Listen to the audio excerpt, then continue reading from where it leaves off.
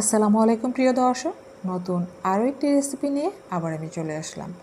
আর আজ আপনাদের সাথে শেয়ার করব নান রুটির খুবই সহজ একটি রেসিপি, কোনো রকম ইস্ট ছাড়াই একেবারে রেস্টুরেন্টের মতো নান রুটির রেসিপি।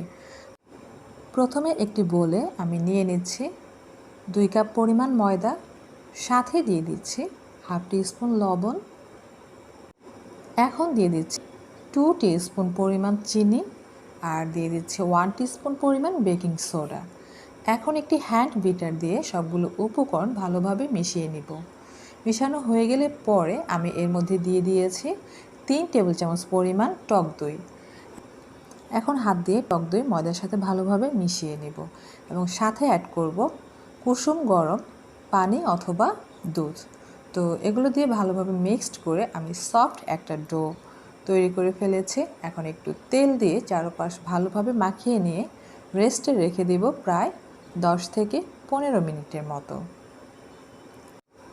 আমি যেহেতু গার্লিক নান করব, তো এর জন্য আমি এখানে 3 কোয়া রসুন নিয়েছি। এগুলোকে ভালোভাবে পরিষ্কার করে তারপর কুচি কুচি করে কেটে নিতে হবে। আপনারা যদি রসুন খেতে পছন্দ না করেন, সেক্ষেত্রে রসুনটা স্কিপ করে একই সিস্টেমে নর্মাল যে নান, সে নানটা কিন্তু করতে পারবেন। আর যারা গার্লিক নান পছন্দ করেন তারা তো অবশ্যই রসুন দিবেন। তো আমার রসুন কুচি করা হয়ে গিয়েছে। এখন এর সাথে আমি দিব কিছু পুদিনা পাতা। তো পুদিনা পাতার পরিবর্তে আপনারা চাইলে ধনিয়া পাতাটাও কিন্তু ইউজ করতে পারবেন। আর পুদিনা পাতাটা আমি এখানে কুচি কুচি করে কেটে তারপরে আমার সেই গার্লিক নানের সাথে অ্যাড করব।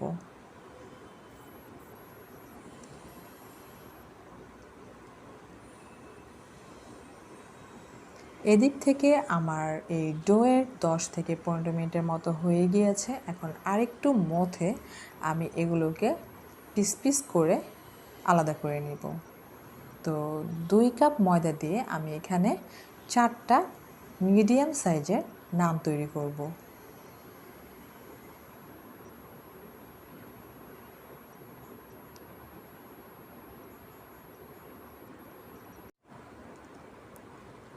যেখানে নান তৈরি করব, প্রথমে আমি একটু ময়দা ছিটিয়ে দিব।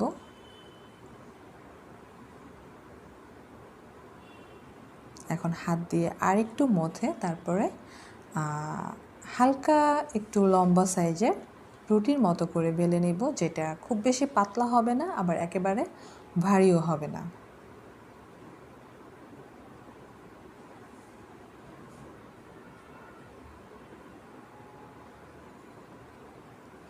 আমার রুটিগুলো সাধারণত গোল হয়ে যায়, তাই আমি খুব চেষ্টা করছি যাতে করে আমার রুটিটা একটু লম্বা হয়। নান সাধারণত কিন্তু একটু লম্বা সাইজের হয়।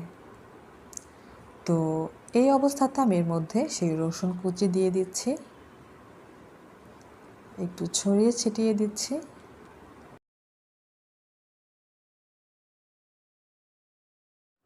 এই পর্যায়ে দিয়ে দিচ্ছি পুদিনা পাতার কুচি। আর আপনারা চাইলে পুদিনা পাতা কুচির পরিবর্তে ধনিয়া পাতা কুচিটাও কিন্তু দিতে পারেন। এতে করে নানটা দেখতে যেমন সুন্দর হবে, খেতেও অন্যরকম লাগবে। এখন বেলুন দিয়ে হালকা হাতে আবার একটু বেলে নিব।